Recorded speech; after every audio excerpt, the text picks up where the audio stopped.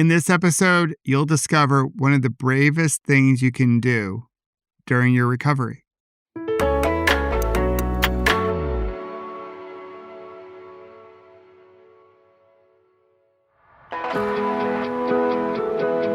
Hey there, it's Michael. Welcome to Whole Again, a show about helping survivors of physical injury and trauma reclaim their strength and resilience through the wisdom of Kintsugi. One of my favorite books is The Boy, the Mole, the Fox, and the Horse, and it was turned into a short animated film, I believe in 2022. And there's a scene when the boy asks the horse, what's the bravest thing the horse has done? Or the bravest thing that he said? And the horse says simply, help. And when you ask for help, it's an action that says, I'm not quitting. And in today's episode, you'll discover how to ask for help and how to accept help as you go through your recovery from injury, illness, or trauma. Here on Whole Again, we use the Japanese art form and philosophy known as Kintsugi as a metaphor. It teaches us that when things break, as we might, we can be put back together. Our scar lines can be filled with gold or highlighted in gold. But the thing is, we can't mend or heal on our own. Even with Kintsugi, there are multiple hands that are part of the repair process. It's communal, not solo. So the beauty of the gold that highlights the scars, well, it needed help to get there. And we need help as well to recover. After all, I believe in the saying, together we go far, but we need to shift the narrative around asking for help. Shift it from a belief that it's a sign of weakness, but rather it's an invitation to connect. It's a statement, much like that horse said in the book, that we're not quitting. Now, before my accident that I call my last bad day, I wasn't great at asking for help. I bought into the narrative that asking for help was a sign of weakness. After all, we got to pull ourselves up by the bootstraps and make it on our own, especially in America. So I would rarely ask for help. But then I had my accident. And even then, as I was at the lowest of my low points, I still didn't want any help, even though I needed a ton of it. And I'd like to share a story. So I was at my third hospital. I was at the Kessler Institute for Rehabilitation in New Jersey. And a guy named Greg Duncan called. He was an executive at Pfizer, and the company that I was working for had a partnership with Pfizer. Now, I knew Greg, and Greg knew me, but we didn't know each other well. So when he called my hospital room, I was a little surprised that it was him. He called to share his concerns and to send some good energy my way, although I don't think he actually talked in those terms. But he also called to find out where we needed support as a family. Keep in mind, our girls were under 4 years old at the time. Our youngest was 7 months old. At the time of his call, we still didn't have a lot of clarity. We didn't know what path we were going down. I needed a ton of help. So when he asked, I told him, believe it or not, nah, we're good. I don't need any help. I didn't want to be a burden. I believe that myth, that if you need help, you're burdening someone else or you are weak. And when I look back at that moment, I'm so grateful. I also think it's really crazy how I was before my accident, but really grateful that he stayed on the line and said, listen, I'm not hanging up until you tell me at least one thing where we can support your family. And I shared, well, we do need our lawn mowed. and we don't really have a big lawn here, but it was getting a little bushy. So he sent over a crew that could mow our lawn. One less thing for my wife to do. And in that moment, there was a shift in my thinking that asking for help, or in this case, receiving help, wasn't a sign of weakness, but really it was an act of connecting.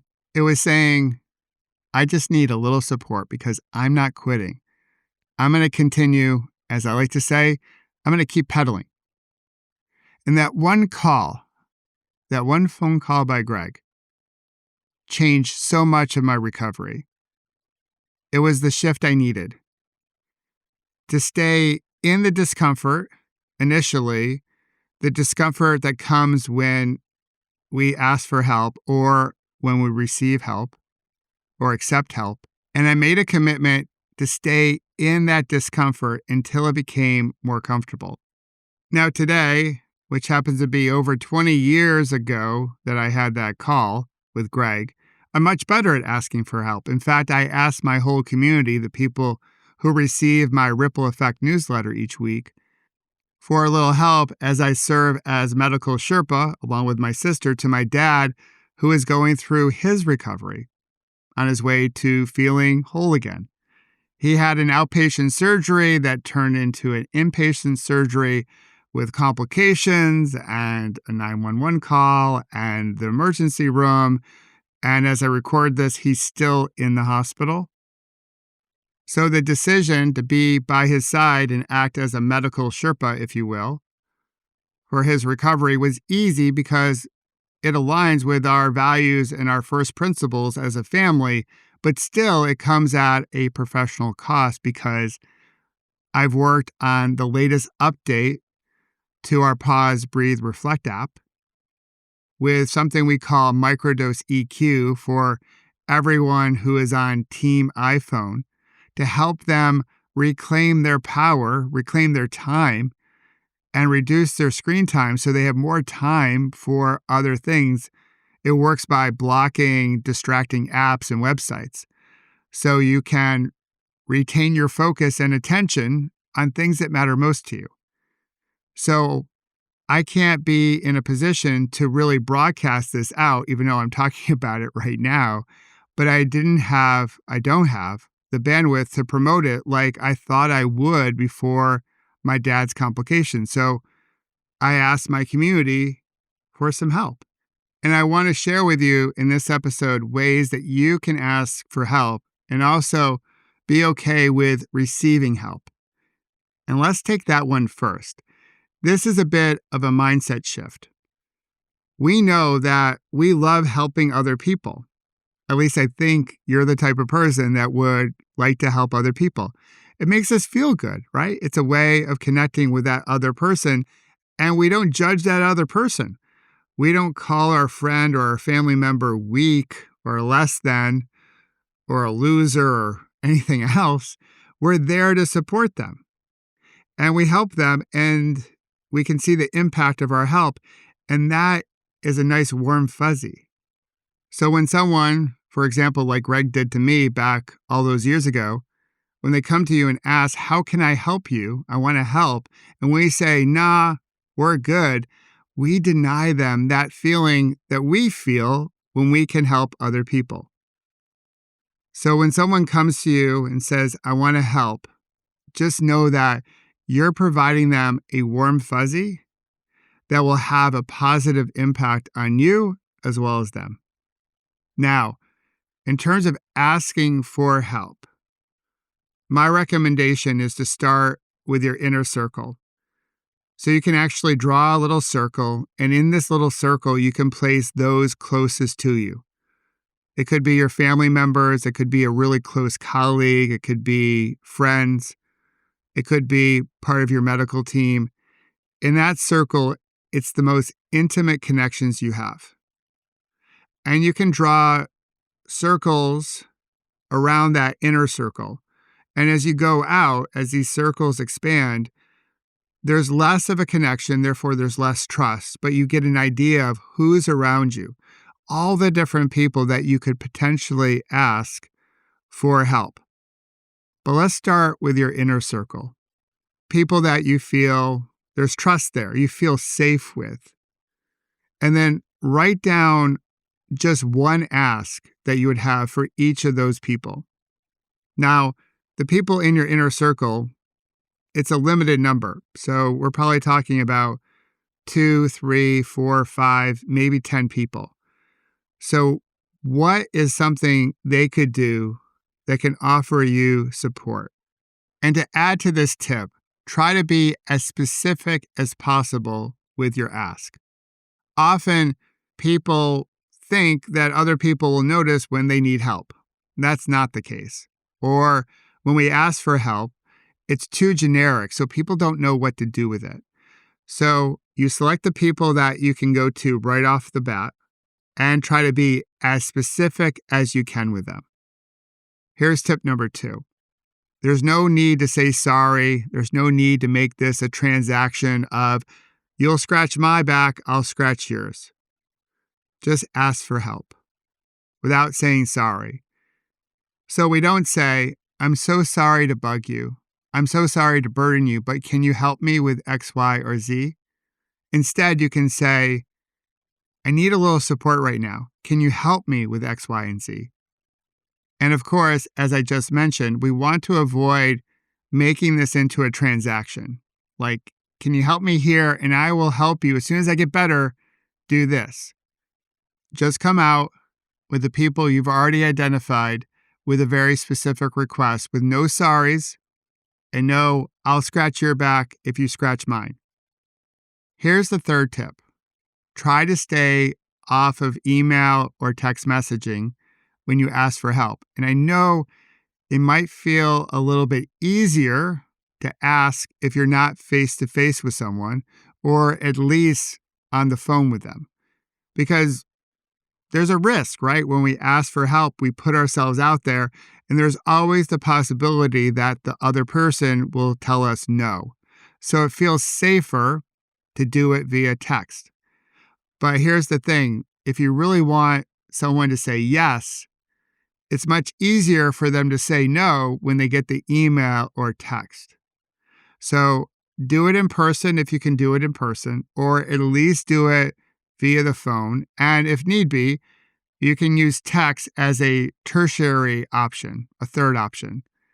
But try to be direct. Make the connection with the person. As Greg did with me, it was through a phone call. This week, try these tips out. You can use them for your recovery or in other aspects of your personal life and even your professional life. But there's one thing I should stress. They don't work if we still hold tightly the belief that asking for help is a sign of weakness. And we get to reframe that story, which is the focus of Friday's episode. Once we can shift it from believing asking for help is a sign of weakness to it's the bravest thing we can do, then those tips work really well. And you bring together a whole bunch of people who can help you feel whole again.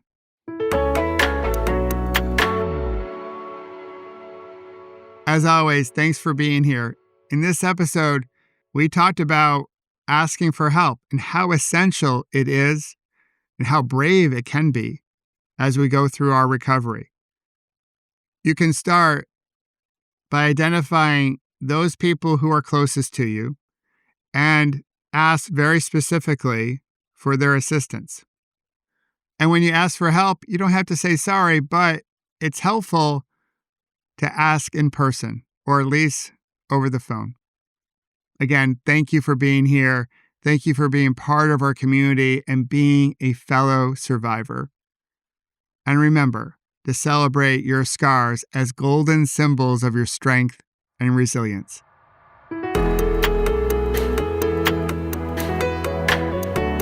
And if you wish to learn more about creating beautiful ripples and how to prevent a bad moment from turning into a bad day, please visit my website, michaelobrienshift.com, and sign up for my newsletter called The Ripple Effect. And join us each Monday, Wednesday, and Friday here at Whole Again and discover how you can heal, grow, and become more resilient. And celebrate our scars as golden symbols of strength and resilience. Until then, remember, you can always come back to your breath. You've got this, and we've got you.